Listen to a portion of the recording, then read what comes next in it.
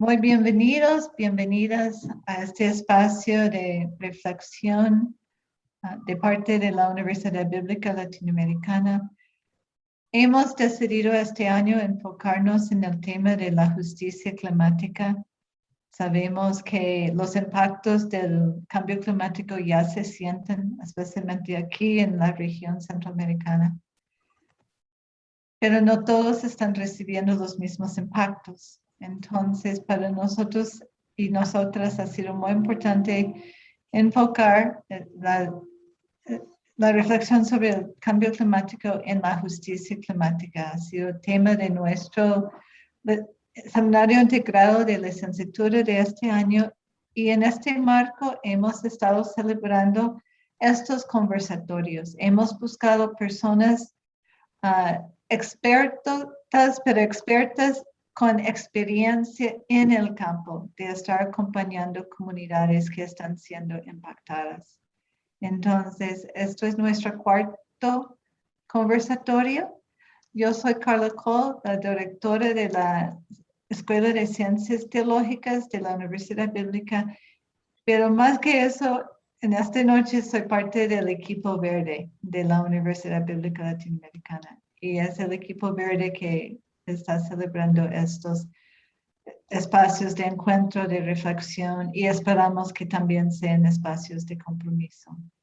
Entonces, esta noche, muchas gracias Carlos Rauda por acompañarnos, Carlos de Acta Alianza.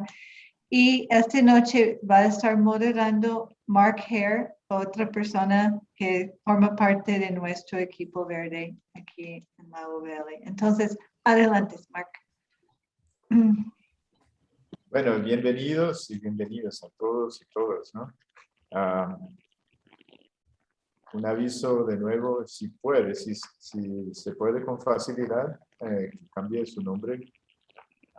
Los que entraron con el mismo enlace que le pasó acá, todavía lleva su nombre. Si puede cambiar su nombre. Bueno, yo tengo el gran placer de presentar a ustedes Carlos Rauda. Es representante de una organización que se llama ACT Alliance y es representante para América Latina y el Caribe. Su base es en El San Salvador. Es sociólogo de formación, ha trabajado como investigador en el Instituto de Derechos Humanos de la UCA en El Salvador. Actualmente es profesor y investigador en la Universidad Luterana Salvadoreña. Es fundador y directivo del programa de fortalecimiento de capacidades en gestión de riesgos a desastres para Centroamérica y involucrando a las redes de sociedad civil más relevantes en esa región. Y ese programa ha estado funcionando por 7 años. Tiene un total de 21 años de experiencia humanitaria y 10 años de eso en el área de cambio climático. Ha acompañado procesos de incidencia, resiliencia climática, gestión de riesgos y desarrollo sustentable en la región de América Latina y el Caribe. Y esta noche nos va a compartir con nosotros y conversar con nosotros sobre la construcción histórica de la vulnerabilidad climática. Entonces, un muy grande bienvenido, Carlos, y adelante. Muchas gracias, Mark.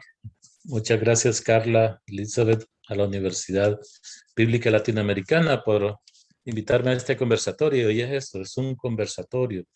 Yo quiero desafiarles con algunos postulados, algunas ideas, algunas reflexiones sobre este gran tema del cambio climático. Y espero que al final de esta conversación, de este conversatorio, pues como dijo Carla, quedemos animados, animadas a comprometernos un poco más desde el espíritu fraternal, o cristiano o humanístico a frenar la mayor amenaza que hemos creado como humanidad. Bien, entonces, ¿de qué estamos hablando? De cambio climático, y hay personas incluso muy importantes que han negado que existe el cambio climático. Hay otros que han dicho, bueno, es parte de los ciclos de la naturaleza, cada cierto tiempo, hubo una era del hielo, del deshielo, y entonces es normal que esto suceda. Tienen razón, es normal que suceda. Lo anormal es que suceda tan rápido. Lo normal es que la naturaleza se toma su tiempo, que la naturaleza no sigue los patrones que nosotros hemos creado como humanidad. Nosotros, en nombre de la efectividad, hasta hemos creado la línea recta, ¿no? La distancia más corta de un lugar a otro es una línea recta. ¿Se acuerdan de eso? En cambio, la naturaleza no se percibe a sí misma así. La naturaleza crea formas diferentes. Incluso un río, para ir hacia abajo, hacia el mar, desde una montaña, no va en una línea recta. Crea recodos, hace una curva, genera velocidad, la detiene, y todo eso crea un ambiente, crea nuestro ambiente, crea nuestra casa. Y en el caso del clima, según la naturaleza, para que hubiera un próximo cambio climático, deberían de pasar cientos de miles de años. Pero nosotros como humanidad hemos creado un paraíso, el paraíso de las emisiones de gases de efecto invernadero, que en menos de 200 años estamos haciendo colapsar el sistema climático. Y cuando hablamos de colapsar el sistema climático, no estamos hablando de la temperatura, que ahora hace más calor y mañana más frío. Esa es variabilidad y eso es normal, eso es cierto. El tema es de que los comportamientos, los patrones del clima, sumados en cierta cantidad de años, de tiempo, deberían tener este comportamiento, pero lo que tienen son comportamientos abruptos que rompen ciclos naturales, que rompen el ciclo de la naturaleza, que no le permiten a la naturaleza regenerarse como ella ha planeado por miles de años, por millones de años, para llegar a reproducirse tal cual y ella se ha pensado. Y nosotros como humanidad, nosotras como humanidad, pues hemos creado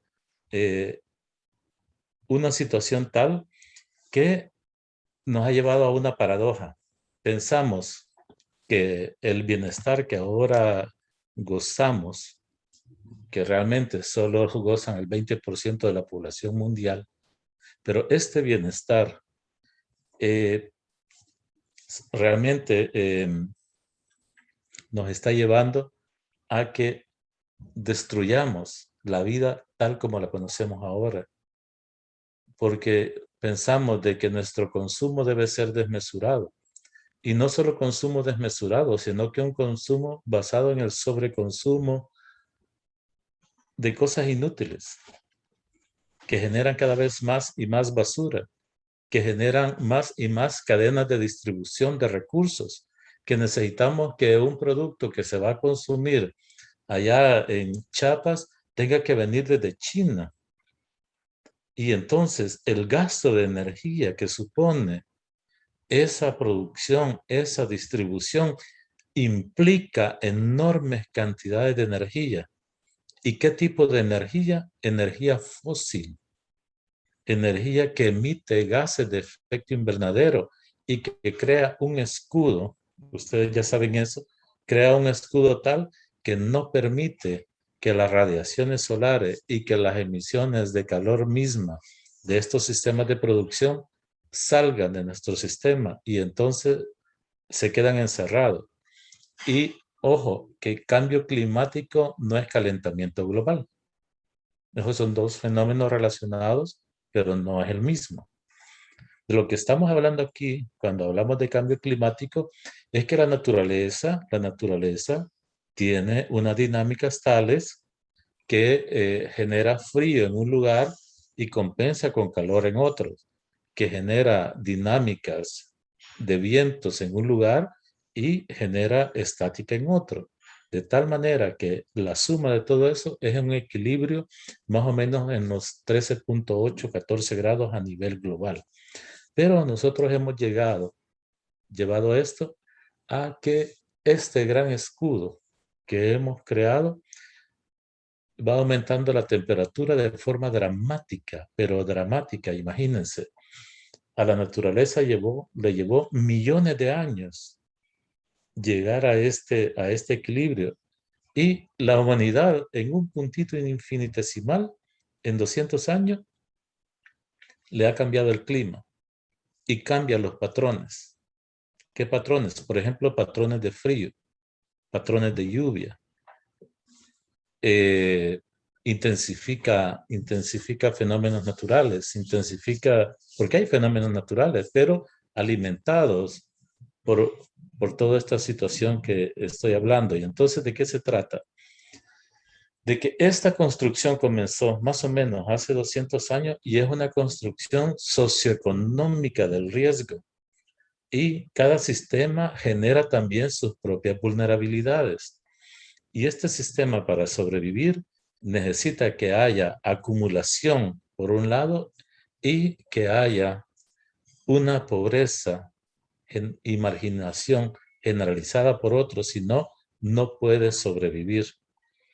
La explotación de recursos que se hace en un lugar es el bienestar y un sistema de vida en otro.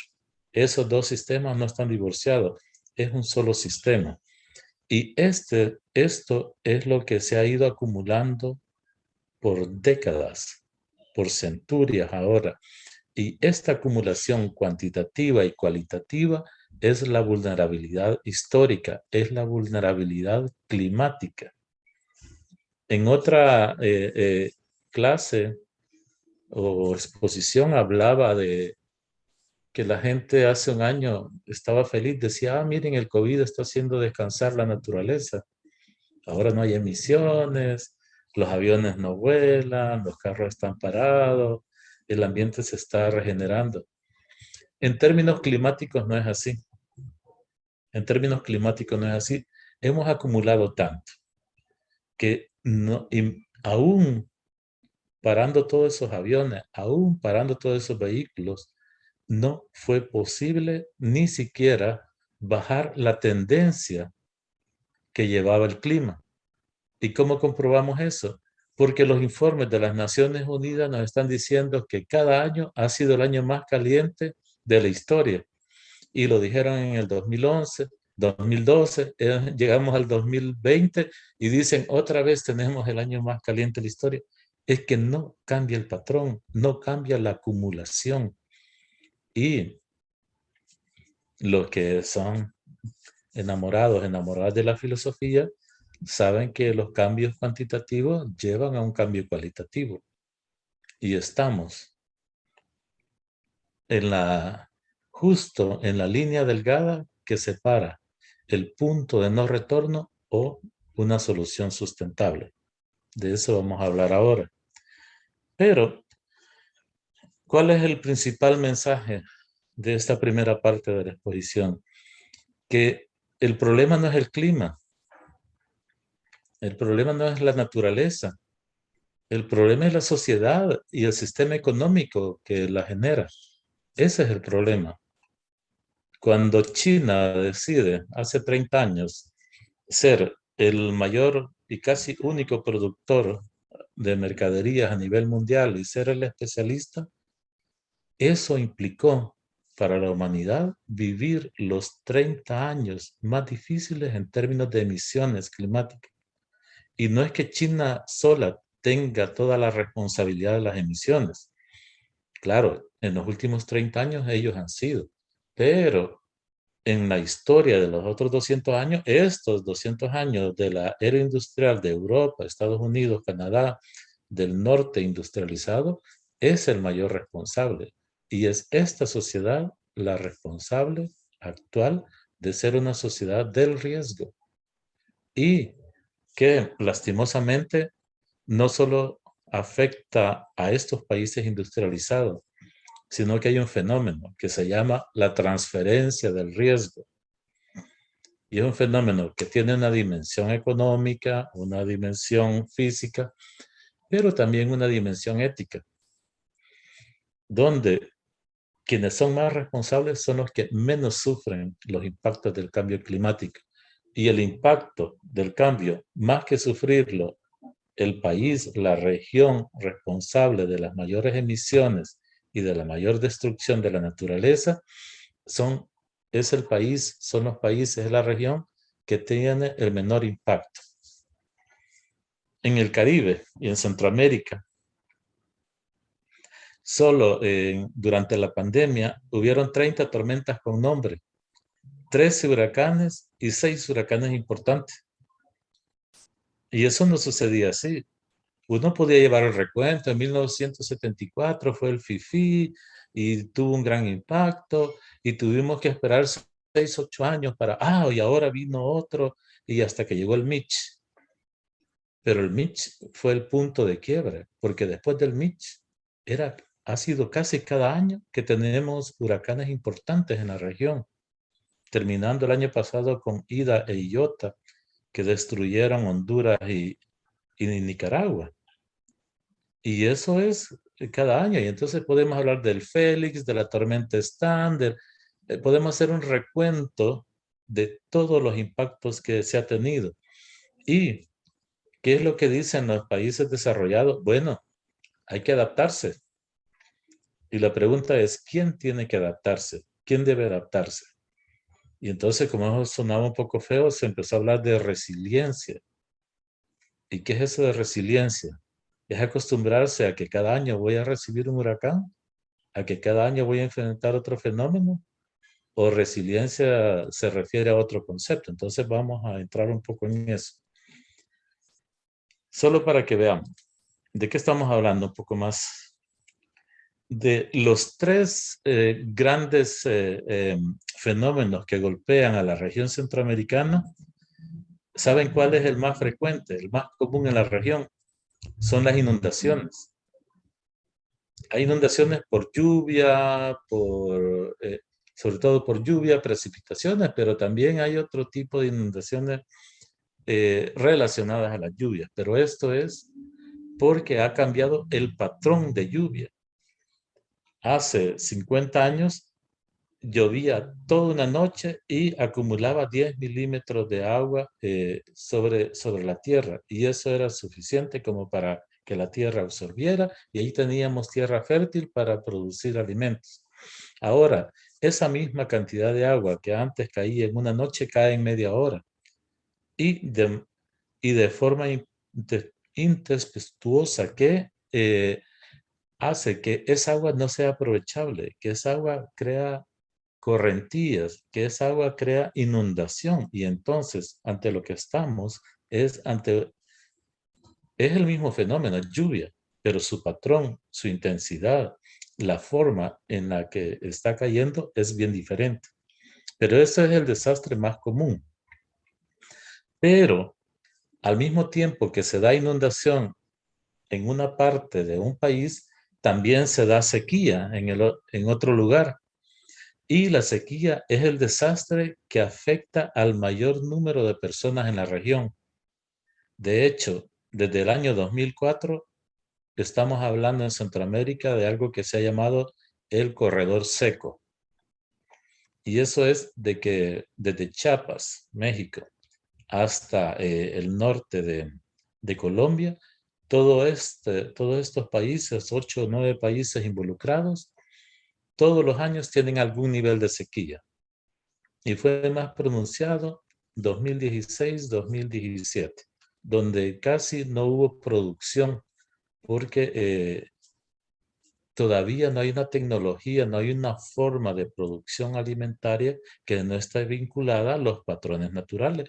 Y la gente ya ni sabe cuándo debe sembrar. Antes era claro, mayo comenzaba el ciclo de lluvia, ¿verdad? Se sembraba el siguiente mes y en agosto era la primera cosecha y la postrera era luego sembrar después de agosto y en octubre se tenía la segunda cosecha y ya. Eso era el patrón. Ahora no se sabe. La gente siembra y a lo mejor llueve, a lo mejor no, a lo mejor se inundó. Pero lo más recurrente es que la sequía es lo que va a aparecer. Y el tercer fenómeno que más impacta a la región son los terremotos. 20 con una magnitud 7 o superior a 7 en la región desde el año 2000. Pero de esos 20, a excepción del que hubo en El Salvador 2001, no ha habido otro que impacte tanto, porque ya hay como cierta cultura de construcción para enfrentar los terremotos, pero los fenómenos climáticos, estos todavía no pueden, a pesar de que conocemos más que van a suceder, porque viene el niño, viene la niña, viene el huracán, la previsión es que va a ser temporada seca, no sabemos cómo enfrentarlo. ¿Por qué? Porque eso está asociado a un fenómeno más global, más grande, y está asociado a la pérdida de recursos, que en términos climáticos se llama pérdidas y daños. Pérdidas y daños, ¿qué es? Que la recurrencia tantas veces del mismo fenómeno va llevando a un territorio a que sus recursos, a que sus sistemas comiencen a dañarse y no puedan recuperarse hasta que finalmente se pierden. Y esto de pérdidas y daños es uno de los fenómenos que más estamos viendo en términos de recursos hídricos en la región, en términos de falta de alimentos en la región, en términos de pérdida de medios de vida, en términos de pérdida de salud, ¿verdad? Aumentan las enfermedades estomacales, respiratorias por el tema de una inundación seguida de una sequía y una sequía prolongada que hace que no haya una forma de producir. ¿Y cuál es la consecuencia directa de todo esto? Bueno, además de que se han perdido un poco más de 37,000 millones de dólares por el cambio climático, por esto de pérdidas y daños, el tema es que en la región o uno se adapta, o uno migra, o uno muere. Y claro, las poblaciones, los países que más han sufrido el impacto de las sequías, de los huracanes y de las inundaciones es Honduras y es Nicaragua. Y ahí vemos las caravanas, unas silenciosas, otras públicas, pero el éxodo de personas es ahora en gran parte debido a las pérdidas y a los daños. Y este es un fenómeno que casi es irreversible ahora. Y hay pérdidas que también son económicas, pero hay pérdidas no económicas, porque estamos perdiendo el arraigo, estamos perdiendo la cultura, estamos perdiendo la sabiduría ancestral. Los campesinos sabían leer los signos del cielo, ¿no? Y decían, las nubes están de tal forma, es hora de sembrar. Las nubes están así, va a haber entonces una pequeña sequía, la canícula. Eso ya no es posible, ese conocimiento se está perdiendo. Hay pérdida también de esta acumulación histórica, cultural, del conocimiento ancestral. Pero hay unos que solo pierden el dinero y otros ponemos los muertos, otros pierden la vida. Y entonces, Herman Watch, que es una de las grandes empresas de seguros y que se encarga de seguros climáticos, ha publicado que solo en el año 2019 la pérdida de recursos financieros de 15 países superan los 100,000 millones de dólares. Pero están asegurados y tienen un seguro y van a tener un resarcimiento financiero y entonces la maquinaria financiera se mantiene en los países desarrollados. Pero ¿qué pasa cuando un campesino, una campesina en Costa Rica, en Nicaragua, pierde su cosecha? ¿La tenía asegurada? No. ¿Tenía deuda con el banco? Sí. ¿Y ahora qué tiene? No tiene cosecha y tiene deuda. ¿Qué va a hacer esta persona? Y además, su propiedad, su tierra, ya no tiene la misma fertilidad que tenía antes. Ven, entonces, esto solo quería ilustrar de que hay unos países que siguen grandes patrones de consumo basados en la fantasía capitalista de que los recursos no se agotan, ¿verdad?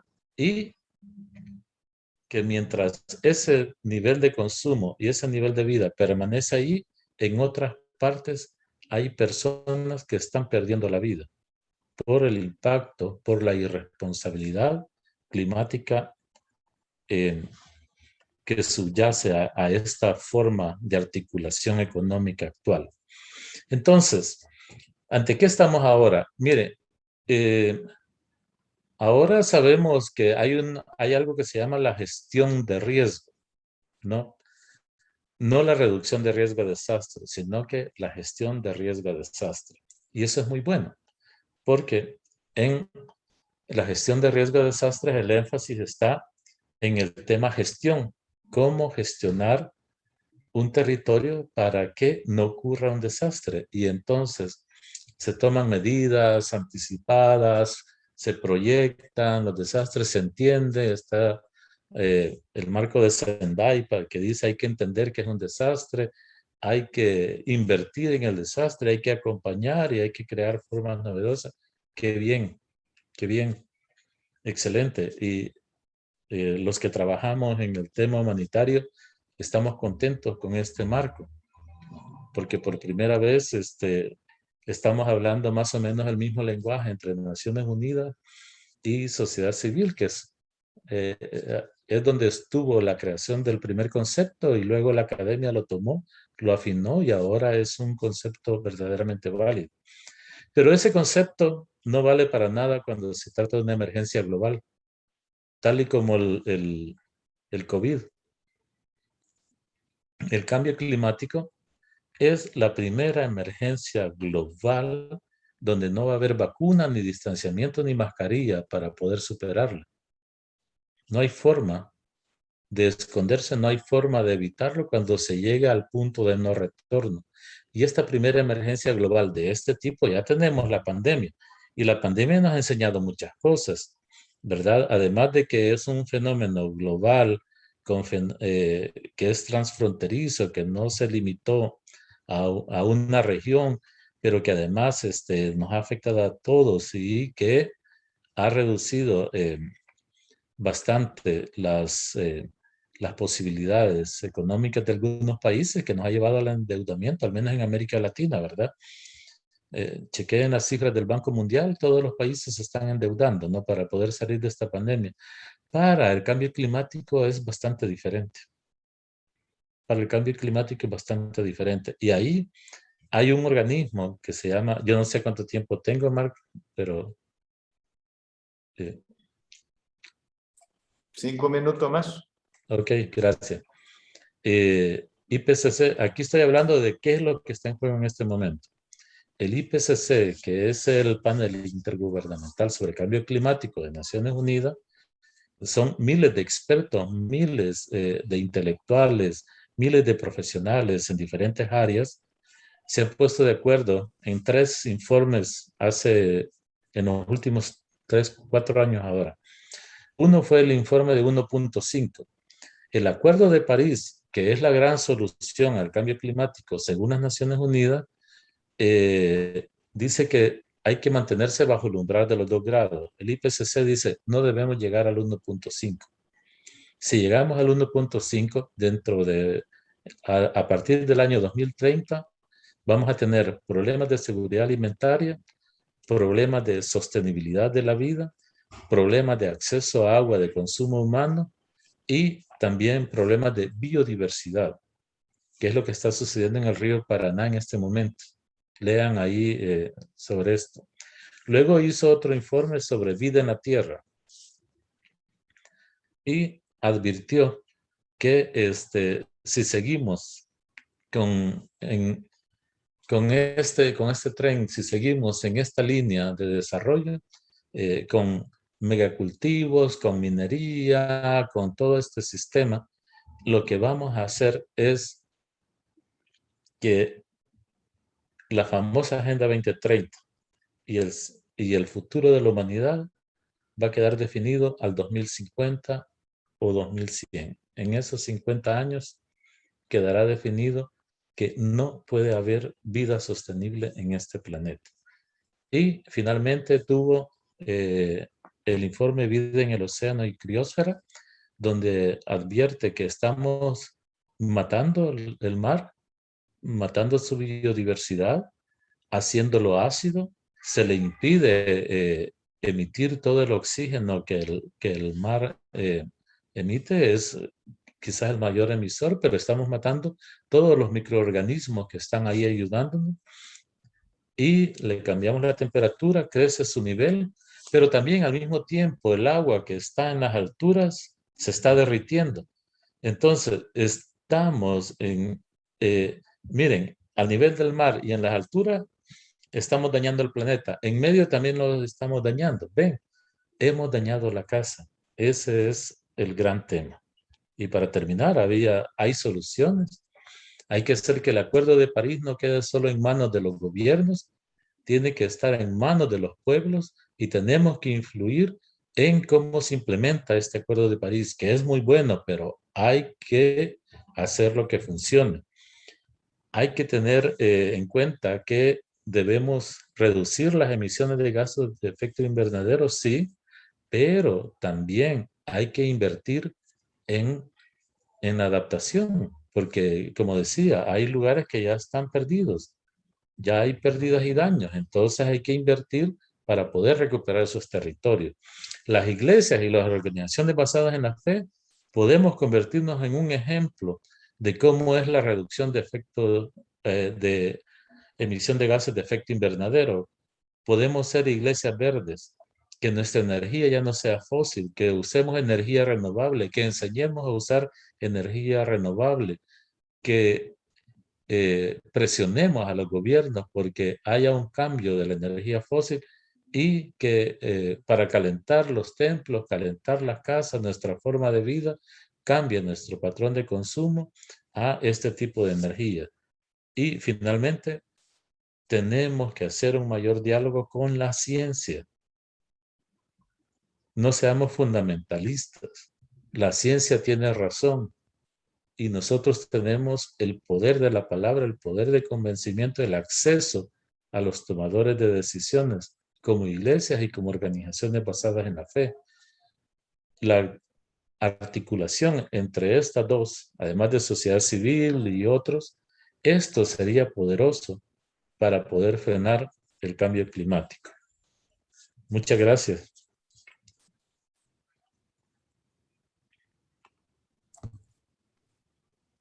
Muchas gracias, Carlos.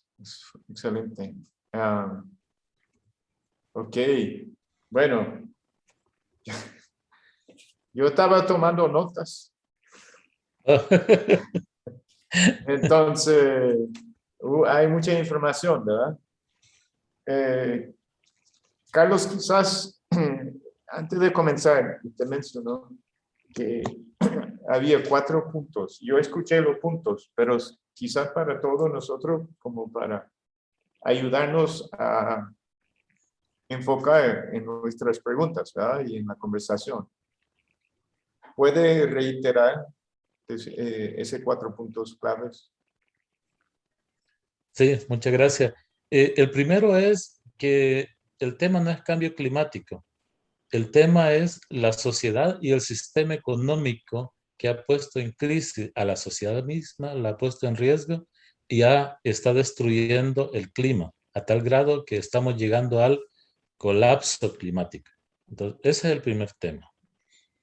El segundo es que los riesgos se transfieren, que quienes son los mayores responsables no son los que sufren el mayor impacto, sino que el impacto se va a las regiones y áreas más vulnerables. Entonces, el segundo tema es transferencia del riesgo. El tercer tema fue ¿a dónde estamos? ¿qué es lo que está en juego en este momento? Y lo que está en juego es que al 2030 la vida tal como la conocemos hasta ahora, incluyendo el COVID, puede cambiar dramáticamente. Y por primera vez la humanidad está ante una emergencia global donde tiene la solución en sus manos, pero también, tal como lo ha mostrado el COVID, es difícil ponerse de acuerdo para poder solucionarlo. Lo que está en juego es la vida misma. Y el IPCC nos ha dicho los 3 grandes aspectos que hay que tomar en cuenta. Y finalmente, que hay soluciones. Y que si los gobiernos y si las grandes empresas y los grandes intereses no pueden ponerse de acuerdo, las organizaciones basadas en la fe y las iglesias sí podemos dar testimonio para decir sí se puede, hacer incidencia para que mostrar el camino y sobre todo hacer que el Acuerdo de París, que es un muy buen acuerdo, que tiene pilares clave fundamentales para superar el cambio climático, no esté en manos de los gobiernos nada más, ni esté en manos de las grandes empresas, sino que se democratice la implementación de esos acuerdos de París, que la gente conozca de qué se trata y cómo se pueden encontrar soluciones. Soluciones hay. Está más que demostrado. Soluciones hay. Lo que no hay es la voluntad para implementar esas soluciones. Perfecto. Gracias. Ahora queremos abrir el conversatorio a las preguntas o las observaciones. Aquí en el chat. No sé de quién es, porque el nombre es Karen. O si es Karen. Si pueden cambiar sus nombres, va a ayudar con la conversación bastante, ¿no? Es un poco importante eso. Dice: mil gracias, apreciado Carlos. La OBF somos un factor de cambio desde la incidencia política en los espacios de toma de decisión. Abrazos. No soy tico, no. ¿Qué significa OBF? Son las organizaciones basadas en la fe. Ah, ok. Uh-huh. Más sencillo. Yo pensaba que era un partido político. Ok. Muchas gracias. Podemos pensar en eso. Perfecto. Hay 25 partidos diferentes, ¿verdad? Sí. Que van para la presidencia aquí. Entonces, ¿qué más? ¿Otra observación o pregunta? María Luisa, adelante.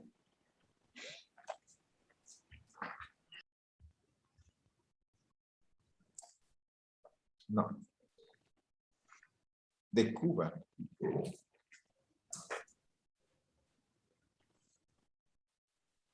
Karen, ¿tenemos preguntas de Facebook?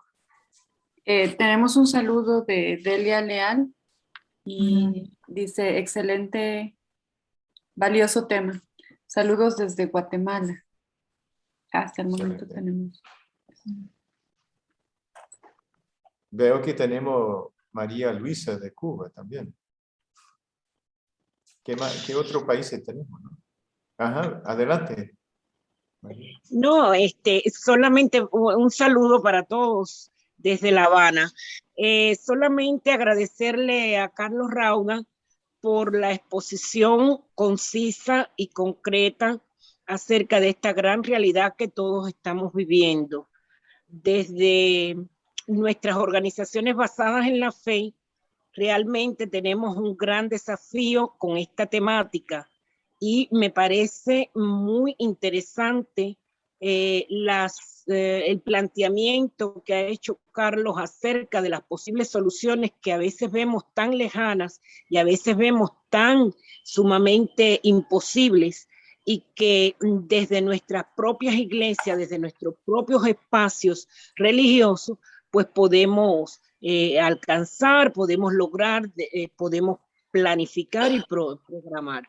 Así que me parece parece que es bien interesante lo que ha estado planteando y que sería esto una, como bien dijo él al inicio, una provocación a que podamos seguir profundizando en este tema, pero además viéndolo desde esta arista de posibles soluciones, de posible accionar desde nuestras comunidades de fe, etcétera. Gracias. Muchas gracias a usted, María. Fue de Carlos Tames que mencionó la de organizaciones basadas en la fe. También menciona él que tenemos que incidir como organizaciones basadas en la fe en la COP 26, que es la que va a suceder en Inglaterra o Escocia. ¿Cuál es la COP 26? Es la conferencia sobre cambio climático de las Naciones Unidas, que inicia el 31 de octubre Okay. en Glasgow, en Escocia. En Escocia, no Inglaterra. Perdón, Escocia. Y también, entonces, tenemos que incidir. Estoy completamente de acuerdo. Don Humberto menciona que es clave lo que mencionó usted, Carlos, sobre la cuestión económica y el vínculo con la crisis climática. Yo también estoy muy de acuerdo con eso. Y dice saludos desde Argentina. Wow, qué bien. ¿Qué observaciones más interesantes? Don Víctor, ¿sí? Bueno, buenas noches y un gusto compartir con todos y todos. Don Carlos, muchas gracias por sus conocimientos, por compartirlos. Esto me suena a tigre suelto contra burro amarrado. Nosotros los países pobres somos los que menos contaminación o los que menos tenemos que ver con el cambio climático. Y sin embargo, somos los que pagamos los platos rotos, ¿verdad? Entonces, yo creo que es fundamental crear conciencia a nivel de los países que realmente producen ese mayor problema. Hablemos de países desarrollados, China, Estados Unidos. A mí me hace gracia el auge de los vehículos eléctricos, porque los vehículos eléctricos estarían muy bien, por ejemplo, como en Costa Rica, que el 90 y pico % son energías naturales. Pero en países como China, Estados Unidos, donde la electricidad proviene del carbón mineral, ¿verdad? Entonces, los vehículos eléctricos no van a ser una solución, ¿verdad? Entonces, desde esa perspectiva, ¿qué sugiere usted, don Carlos, como una forma en que nosotros, los pequeñitos, nos podamos hacer presentes, podamos hacer ver nuestra inconformidad contra todo esto? Porque, bien lo dijo usted, es en los países pobres, en los países pequeños, donde se ven los mayores problemas relacionados con el cambio climático. Muchas gracias, don Carlos. Muchas gracias, don Víctor Manuel. Justo, los vehículos eléctricos dejan de ser una solución. Miren, la producción, la cantidad de energía para seguir produciendo transporte privado es demasiada. Aquí el tema es transporte público también. ¿Qué tal si los transportes fueran públicos y con energía renovable, ya fuera eléctrico por sistema solar o por lo que fuera, pero que fueran sistemas públicos eficientes? Entonces allí sí ya hablamos de una solución más sostenible. Pero lo que hablaba de transferencia de riesgo, tenemos un vehículo de combustible de gasolina y entonces es fósil, a un privado. Vamos a tener los mismos embotellamientos, vamos a tener los mismos problemas de energía, necesitamos baterías especiales que requieren de ciertos minerales y entonces tenemos que incrementar la minería, entonces nos metemos a otro lío, ¿verdad? Igual que con los celulares. Entonces, creo que sí, la solución debe ir más pensada en esto del transporte público. Y con respecto a lo del tigre suelto y burro amarrado, es totalmente cierto. Pero también, miren, cuando decía, si se cumplen los acuerdos de París, saben de que en el Acuerdo de París hay un compromiso de dar miles de millones de dólares para la adaptación a los países menos desarrollados y a los países que tienen más problemas climáticos. Pero claro, la gente no lo sabe. Los gobiernos lo saben y no hacen nada por instrumentalizarlo. Ahí están enredados de que tienen que hacer el libro de las normas, de las reglas, para ver cómo va a ser el tema del financiamiento climático. Crearon el Fondo Verde, y ¿quién se lleva el Fondo Verde? Casi siempre son los mismos, las Naciones Unidas y algunas otras agencias gubernamentales. Pero eso no llega a la gente. No hay instrumentos de sociedad civil, de las organizaciones basadas en la fe, de las iglesias, que puedan canalizar esos recursos y que llegue a la gente. Las OBF somos expertas en que el dinero llegue donde debe llegar. Y tenemos esta posibilidad que somos sin toda esa burocracia, donde el dinero de la cooperación, los que son expertos en cooperación, si hay alguna que nos explique, que del 100% de la cooperación, lo que llega a la comunidad, con suerte, es el 10% del recurso. El 90% se queda en la burocracia, en los bancos, en las estructuras, en los salarios, en las nuevas tecnologías, en los vehículos, etc. Pero quienes trabajamos en la comunidad y somos parte de la comunidad, no necesitamos esa burocracia y somos mucho más efectivos. Gracias. Gracias, Víctor, y gracias, Carlos. Reverendo José David. Muy buenas noches a todos y todas. Por la cercanía que tenemos desde Honduras con El Salvador, la presentación de Carlos es una radiografía exacta de lo que pasa aquí. Algunas cosas extremas en algunos lugares, como las comunidades indígenas, comunidades afro-garífunas. Estas comunidades han tratado de conservar 100% el medio ambiente, la naturaleza, convivir con ella, pero en los últimos años ha habido una presión muy grande de los lugares que han sido de migrantes internos que van llegando a las comunidades destruyendo todo a su paso.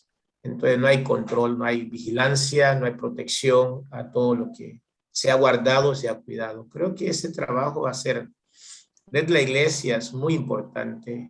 Lo estamos haciendo, pero es bastante difícil por la magnitud del problema. Y ojalá pues que cuando vi este anuncio del evento que iba a ser esta noche, yo me motivé a entrar para conocer lo que está pasando, qué se está pensando a nivel global. Yo he leído algunas cosas y qué podíamos hacer de la iglesia, porque tenemos que ayudar a nuestra gente, ayudarnos a nosotros mismos frente a esta situación tan complicada. En las comunidades nuestras, en la costa de Honduras, hay pueblos que los ríos eran navegables, hoy ya no existen. Desaparecieron. Eran zonas donde había peces, hoy ya no hay nada, solo arena, piedras. Y la gente humilde no entiende lo que está pasando. Algunos interpretan como pecado, castigo de Dios, por lo que y no es problema de la gente, porque ellos han cuidado de la naturaleza, pero la cuestión es como es una cuestión muy grande a nivel mundial. Pues decían ahí de que los que no hacemos el daño somos quienes pagamos los patos, pagamos el mal, pero vale la pena retomar las palabras que dijo Carlos sobre soluciones, que es lo que queremos hacer. Ya conocemos el problema, pero encontrar soluciones para poder corregir de algún modo la situación que estamos viviendo. Un saludo para todos desde Honduras. Gracias, reverendo José David. Muy acertada su reflexión sobre el tema de migraciones internas, desplazamientos, ¿verdad? Ahí está el tema ético. ¿Quién genera ese desplazamiento? ¿Y quién se hace responsable? ¿Y quién sufre las consecuencias? Las comunidades que quieren ser las que son, reciben, ¿no? Las receptoras que quieren ser fraternas, se encuentran con una realidad que les desborda. Y no son responsables. ni unos ni los otros, sino el responsable no está en Honduras, ¿verdad? Y ese es el gran tema. ¿Y quién se hace? Y luego, ¿quién toma responsabilidad de esto? ¿Quién dice, miren, esto es debido precisamente a lo que usted dice? Claro, si ese río ya solo tiene piedras y no tiene peces, ¿qué va a hacer la gente? ¿No? Por eso decimos que el tema de pérdidas y daños, perdón, ahí va pasando.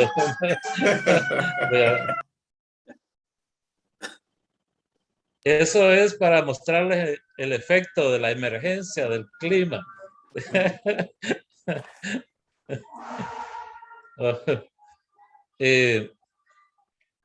Las pérdidas y daños es lo que hace que la gente migre, porque ya no hay nada ahí. Pero eso es lo que vemos digamos, para la humanidad, para la comunidad humana. Pero ahí se perdió biodiversidad. Ahí se ha perdido un ciclo. Este río tenía un ciclo que a lo mejor alimentaba un bosque, que a lo mejor alimentaba otras fuentes de B. Y esa agua dulce que no le va a llegar al mar, aunque sea pequeño, va a hacer que crezca la salinidad del mar. Y luego esto va a generar otros problemas. Todo está encadenado. Pero claro, la vida humana es muy preciada y entonces debemos enfocarnos en esas soluciones porque como usted bien dice, no entendemos qué es lo que está pasando. No entendemos qué es lo que está pasando. Y claro, la gente puede decir castigo de Dios, ¿verdad? Pero hay que explicar de que este riesgo ha sido socialmente construido, que son víctimas de un sistema que ha llevado a este colapso. Y son víctimas tanto los que se desplazaron como los que acogieron a esta población desplazada. Y tiene que haber de alguna manera diálogo y solución sostenible. Y ahí viene también la responsabilidad del Estado. Y como digo, y hay instrumentos. Hay por ahí bastante plata para estas soluciones, pero no tenemos los instrumentos de cómo llegar a tomar esta plata. Y esa es la invitación, porque gracias a Dios, estas organizaciones, las organizaciones que estamos acá, somos mayordomos, ¿verdad? Tanto de la creación, pero también tenemos el enfoque de mayordomía cuando tenemos recursos. Los usamos de la mejor manera para salvaguardar, para preservar, para salvar la vida humana del planeta y de las generaciones futuras. Y generaciones futuras no solo humanas, generaciones futuras también de la naturaleza, ¿verdad? Porque en el caso suyo de Honduras, esas grandes plantaciones, ¿verdad? De palma, las grandes plantaciones de piña, ¿verdad? La gran explotación minera también es parte de este problema, es parte del sistema, ¿verdad? Porque son bosques que dejaron de emitir oxígeno, ¿verdad? Es parte se perdió la biodiversidad. Se perdió también la posibilidad de que la gente pudiera accesar a esos lugares, a esos territorios. Ahora es propiedad privada de alguien que ni vive en Honduras, ¿verdad? Vive bien tranquilo en otro país, ¿no? Ese es el problema. Así que muchas gracias por su reflexión, reverendo José David. Muchas gracias, reverendo. Tenemos una pregunta que creo que es importante, ¿no? O una pedida, mejor dicho, de Juan Hernández. Dice, gracias, por favor, da la dirección de un sitio donde encontrar más información sobre el tema. ¿Está bien? No sé si Carlos puede tener uno. Yo sé que nosotros tenemos como equipo verde, ¿no? Pero no sé si Carla puede buscarlo y compartirlo en el chat. Sí, ya me he comprometido con la VL a enviarles el esquema de esta presentación con las ideas principales y puedo poner también ahí los links de donde pueden encontrar bastante información desde el Acuerdo de París hasta hay bueno, hay algunas que son en inglés, pero fácilmente traducibles. La más importante es una que se llama NDC Partnership. Es un sitio excelente si quieren saber sobre soluciones, sobre experiencias, incluso sobre posibilidades de financiamiento. Excelente. Eso podemos publicar entonces, ¿verdad, Karen? Sí, Sí. También las personas que están en este Zoom pueden dejar su correo electrónico, nosotros lo vamos a recolectar y enviárselo cuando Carlos nos envíe la información. Puedo aprovechar para pero para compartir la información el comentario de Roxana Janet Crespo, que dice, es un tema muy interesante el que se trata. Sin embargo, es muy burocrático pensar en acciones grandes. Quizás la solución está en acciones pequeñas como el evitar el uso excesivo de bolsas plásticas. En Bolivia, en el área rural, iniciamos estas acciones y con muy buen impacto.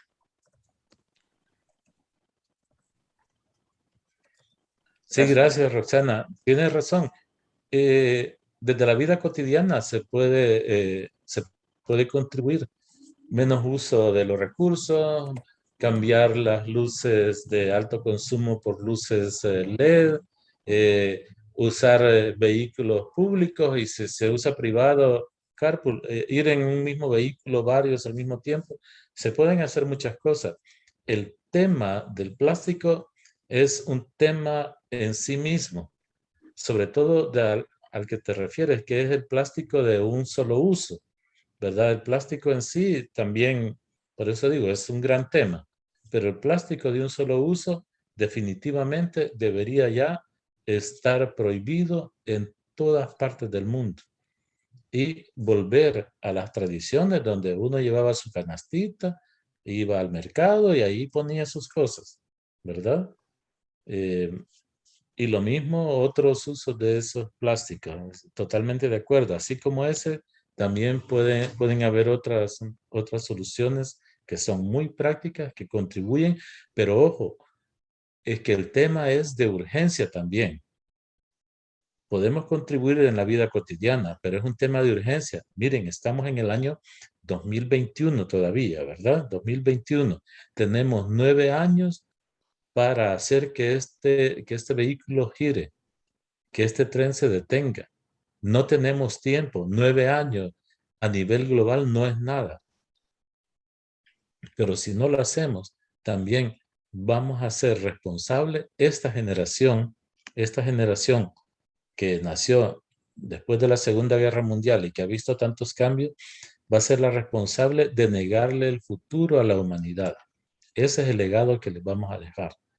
Y no queriendo ser alarmista, por ahí tenía un libro, El planeta inhóspito. Tampoco hay que ser así como catastrófico, ¿no? Pero sí ser realista, y ahora ser realista es que debemos salvar nuestra casa, el Oiko, y la única forma de salvarlo es deteniendo las emisiones, es cambiando el patrón de energía, es cambiar la matriz energética, ¿verdad?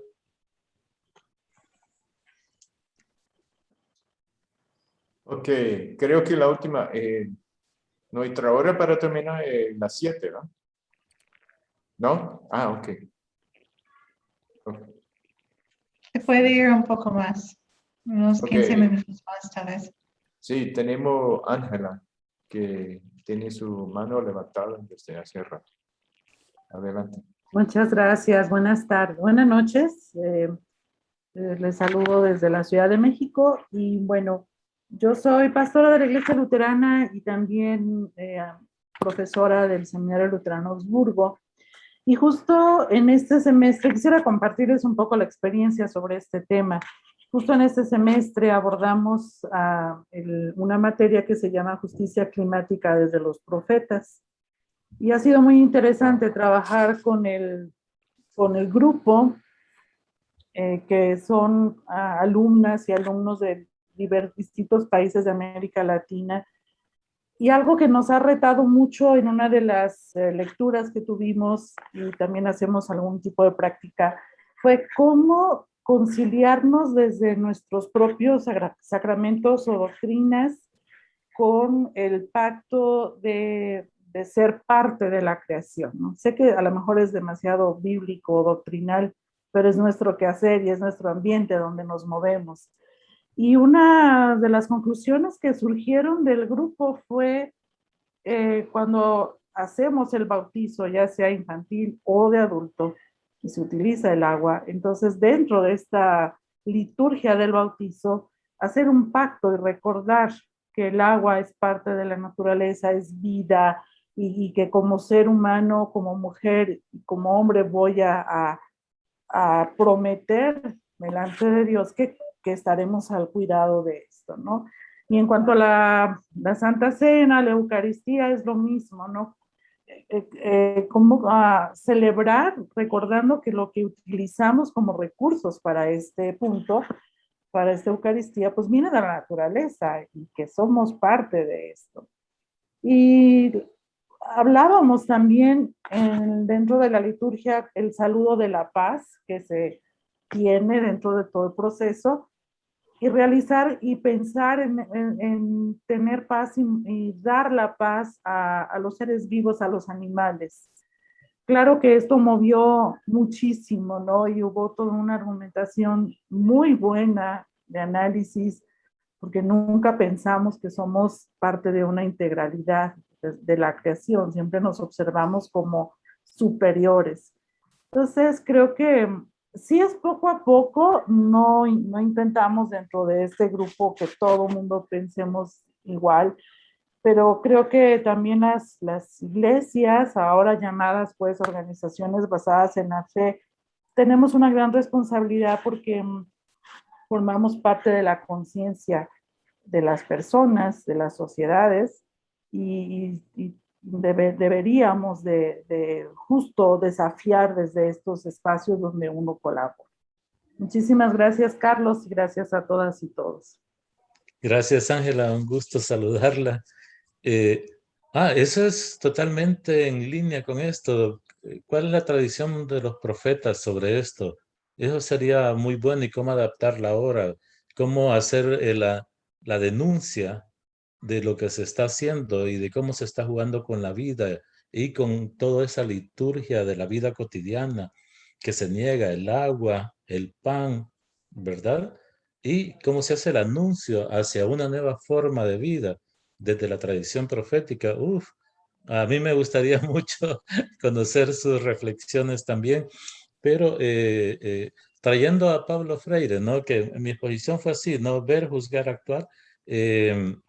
Sería muy bueno también ver qué recursos los institutos como los de ustedes, que son institutos académicos basados en la fe, puedan contribuir también desde los planteamientos liberacionistas de Paulo Freire a liberarnos de esta situación a la que nos han llevado, que miren, han sido tan listos de que si ustedes pregunten en México, pregunten en Costa Rica, pregunten en Argentina, en Honduras y de todos los lugares de los que han participado, ¿cuál es la posición de su país con respecto a la COP26 ahora en Glasgow? Se van a sorprender que ni siquiera los ministros de Ambiente saben cuál es la posición del país. Es que eso está manejado por argolla. Y ese es un tipo de negación, de opresión, de realmente tener una posición que nos libere del cambio climático, sino que nos están llevando ahí y de una manera ciega. Entonces, gracias por esa reflexión. Lo profético es lo que necesitamos, la liberación es lo que necesitamos. Si pudimos hacer teología de la liberación para la cuestión política, con mucha más razón con algo que tiene que ver con la vida integral. Amén. Gracias. Gracias. Sería importante, Carlos, tenerlo en un día en la clase. Por ahí luego nos enlazamos. Con mucho gusto. Ok. Gracias. Tenemos un comentario en el chat que voy a compartir y después nuestra gran superior, Eli. Dios mío. Entonces dice en el chat. Gracias, Carlos, por la presentación. ¿Qué se puede hacer para avanzar más rápido en acciones locales con recursos que ofrecen los países desarrollados?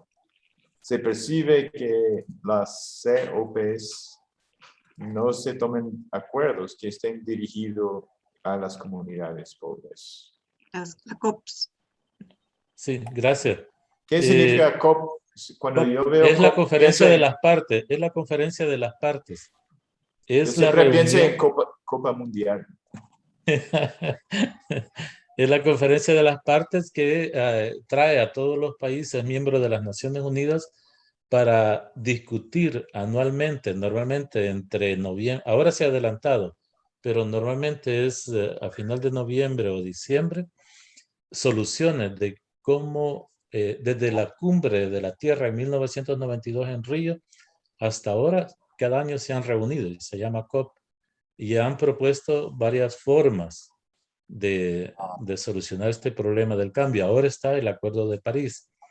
Entonces, en la COP, lo más usual es que se termina sin acuerdo y que se postergan las cosas y que los aspectos sustanciales del Acuerdo de París y de otros que han habido anteriormente, el marco de Hyogo, también se postergue y nunca llegaron a concretizarse. Y por eso digo, es un juego de los gobiernos. Y mientras no rompamos esa dinámica, van a seguir jugando con la vida del planeta. Porque esta COP, lo que se sabe desde ya es que va a fracasar como fracasó la de París, que no fue el gran acuerdo que se esperaba. El Acuerdo de París no era tan sustancial como se esperaba. Ni 2016, ni 17, ni 18, ni nunca. Ni nunca. Pero hay que estar ahí y tenemos que influenciar y tenemos que denunciar desde dentro qué es lo que está pasando. Y la forma de hacerlo es empezar, y ahí está mi respuesta, tienen que hacer incidencias sobre sus negociadores climáticos. Cada país tiene un negociador principal. Con esta persona hay que hablar. Hay que negociar con el gobierno que salven los 3 grandes recursos de su país o de su localidad, que son el agua, la tierra, ¿verdad? Y la seguridad alimentaria. Que no dediquen la tierra a proyectos macro de monocultivos o solo ganadería extensiva o minería. La tierra debe ser más sustentable. No debemos ser no debemos de dar nuestros recursos para un sistema que nos va a devolver a cambio más desastre. Eso no es posible. Eso no es posible. Tenemos que cambiar eso. Entonces, esta incidencia en estos 3 aspectos, tener agua, tener alimento sostenible y dedicar la tierra a renovarse, eso se puede hacer a nivel local en todos los países de América Latina.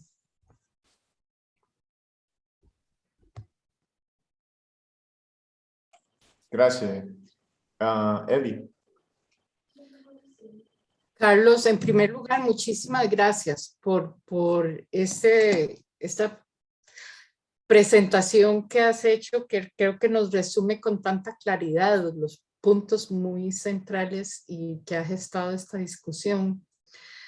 Yo me he quedado reflexionando un poco sobre esta disyuntiva que existe, que ya se ha mencionado, ¿verdad? Que el problema de fondo no está en la botella de plástico que yo compro, ¿verdad? Claro que es acumulativo, pero son las políticas, es el estilo de vida, es todo digamos, el sistema capitalista que está basado en esto, ¿verdad? Que está basado en el uso, consumo, abuso de los recursos naturales y nosotros participamos en eso, ¿verdad? Pero son políticas estatales, de las grandes transnacionales, etcétera. Entonces, a veces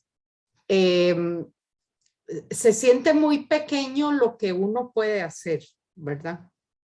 Y creo que esto que estás hablando de la incidencia tiene que ser algo fundamental, ¿verdad? pero veo muy fracturado el panorama, es decir, qué grande el desafío de unir las voces realmente, ¿verdad? Se han gestado movimientos alrededor del mundo de luchas por otros temas, ¿verdad? Como el Me Too movimiento y otros similares, y creo que es algo así lo que necesitamos, ¿verdad? Porque hay posibilidades de que la incidencia cambie las políticas, pero no si seguimos, ¿verdad?, fraccionados en nuestros esfuerzos. O tal vez yo soy muy pesimista, pero siento que las transformaciones tienen que ser macro y no solo micro. Creo que deben ir ambas a la par. Y aquí una cosa clave que hay que considerar, un aspecto clave que hay que considerar es el aspecto territorial. Es en los territorios donde se deben dar las luchas. Es en el territorio donde se detiene la minería, donde se detiene la gran ganadería, donde se detienen los megaproyectos. Y eso se ha detenido en muchas partes. Incluso cuando la minería ya está establecida, puede haber posibilidades de detenerla. Voy a dar un ejemplo en Brumadinho, en Brasil.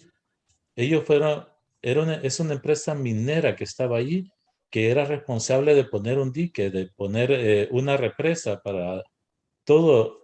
Mire, todos los residuos, las aguas residuales, después de un proceso minero, iban ahí y tenían que descontaminarla. Pues ese dique se rompió y fue a impactar comunidades indígenas. Entonces, allí las comunidades indígenas, miren, han llevado a juicio a esa minera. Y solo llevarla a juicio a una empresa transnacional desde comunidades indígenas es un logro enorme. Deberían de darles el premio Nobel a estos indígenas que han logrado esto, sentar en un banquillo de los acusados a una empresa transnacional. Y no solo eso, parece que pueden ganar el juicio. Parece que pueden ganar el juicio. Entonces, hay esperanza en el espacio territorial, hay esperanza en la lucha territorial, pero no hay que descuidar lo global. Y lo global es que todos los países se comprometieron, los países más industrializados, a apoyar a los países no industrializados, a ir en una misma senda. Y en esto es cierto, estamos fracturados, pero hay una gran pista y ahí, bueno, está Humberto Chiquilla, que están ustedes, está la señora Trejo, por ahí vi también otros nombres de personas que están en las universidades. Oigan, esta unión de la ciencia con la iglesia, el conocimiento, con el poder de la palabra de la iglesia y el acceso a los tomadores de decisiones, eso puede crear algo más fuerte que el Me Too, que cualquiera de otras instancias que se han creado. Porque los científicos están hambrientos de encontrar un canal para poder influenciar hasta las negociaciones. Miren, el IPCC sufre de una gran trampa. Ellos son los que producen el conocimiento para Naciones Unidas. Pero saben que ellos no participan en las negociaciones, ni los dejan entrar a la COP. Ni siquiera en el cuarto de al lado, ni siquiera invitados ahí aún nada, ellos no participan. Y entonces son los que tienen el conocimiento, son los que tienen la razón y son los que no tienen voz ahí, pero podemos ser voz de la ciencia, podemos ser voz de la ciencia y eso sería un cambio de paradigma también para las iglesias, que muchas veces han estado reñidas con la ciencia y sobre todo en América Latina, que viene un gran fundamentalismo, como ustedes saben, ahí en Costa Rica, pero lo están viviendo en Brasil, lo están viviendo en Colombia y ahora en El Salvador tenemos un iluminado, hay un Mesías. Entonces, ese fundamentalismo está chocando, está volviendo a que neguemos la ciencia, como el expresidente de Estados Unidos, que negó completamente, ¿no?, que existe el cambio climático, que eso es algo normal, que no se puede ir en esa. Si tuviéramos el ejemplo de unir la ciencia y luchar territorialmente, es un cambio de paradigma fuerte y hay que atreverse y hay que dar el salto. Sí. Aquí hay mucha gente que puede hacerlo con ustedes. Así que gracias, Eli. No, gracias a vos. María Luisa de Cuba dice, así es, Carlos, podemos ser voces y voces fuertes. Bueno, creo que llegó el momento, el tiempo, ¿no? Terminó. Carlos, eso ha sido excelente para mí, creo que para nosotros todas. Entonces, Carlos, si quieres. Sí, yo quisiera, bueno, antes de cerrar la noche, sí decir que sí hay un movimiento alrededor del mundo. Y somos parte de, como Universidad Bíblica Latinoamericana, somos parte de una red internacional que se llama Green Faith, la Fe Verde, que es un esfuerzo multirreligioso. Se está movilizando personas de muchas diferentes comunidades religiosas alrededor del mundo para unir sus voces en defensa de la creación. Entonces, si hay un movimiento, somos ahí parte y queremos animar a todos y todas que participan en este movimiento. Están organizando un evento para el 17 y 18 de octubre, como hacer sentir la presencia de la voz religiosa antes del inicio del COP26 que inicia el 31 de octubre. Entonces, espero que en sus comunidades hay actividades ya planificadas. Se puede ir al sitio web de Green Faith y buscar, tienen un mapa que dice donde todas las actividades van a tomar lugar. Aquí en la UBL, para que sepan y para que estén mirando, ¿verdad? Nuestra página de Facebook, ya el equipo verde ha preparado la liturgia que inicia nuestra acción como parte de esta acción mundial. Entonces, la liturgia va a salir el 13 de octubre, miércoles, el próximo miércoles. Entonces, ahí va a estar disponible. Entonces, les invitamos a buscar nuestra liturgia para escuchar nuestra reflexión y orar con nosotros y nosotras. Y además, vinculado a eso, hay una acción que estamos animando a las personas a tomar, ya que somos una comunidad como descentralizada, presente en muchos países, y también por las condiciones de la pandemia aquí en Costa Rica no era posible organizar un evento presencial, pero estamos invitando a todo el mundo a hacer su propia pancarta. Vamos a hacer manta también en la UBL, ponerlo frente al portón de la iglesia o de su casa, diciendo justicia climática y ya. Y tomar una foto, enviar la foto de su pancarta a la UBL para que podamos ponerlo en la página de Facebook. Entonces queremos sí mostrar que sí somos muchos y sí estamos mirando lo que estas personas van a estar haciendo en el COP26. También les quiero anunciar que vamos a estar ofreciendo un curso libre sobre la justicia climática, aspectos bíblicos y pastorales con la reverenda Neri Estordillo, que es una venezolana trasplantada a los Estados Unidos, que es la coordinadora de América Latina para Green Faith. Ella va a estar compartiendo, y supe hoy, eso no sabía, que ella va a estar ya en Glasgow, en la reunión del COP26. Entonces, como parte de este gran grupo de sociedad civil que va a estar ahí monitoreando lo que pasa. Entonces, ella va a estar aportando para el curso desde allá algunos sábados. Entonces, este curso empieza el 23 de octubre. Hay descuentos si hay grupos de una iglesia que quieren participar. Entonces, tal vez Karen puede poner la dirección ahí de cómo hacer contacto con los que manejan los cursos libres. Yo quisiera, antes de terminar, agradecer mucho a Ángela por sus aportes y la importancia de vincular lo que hacemos, ¿verdad? Con las prácticas litúrgicas dentro de las iglesias y con nuestra reflexión bíblica. Quiero ofrecer un recurso que publicamos aquí en la UVL. Publicamos un libro que se llama Discipulado de la Cuenca. Entonces, es de un biblista estadounidense, pero lo adaptamos al contexto latinoamericano. Pero la idea de que nuestro discipulado es que vivimos en una cuenca, ¿verdad?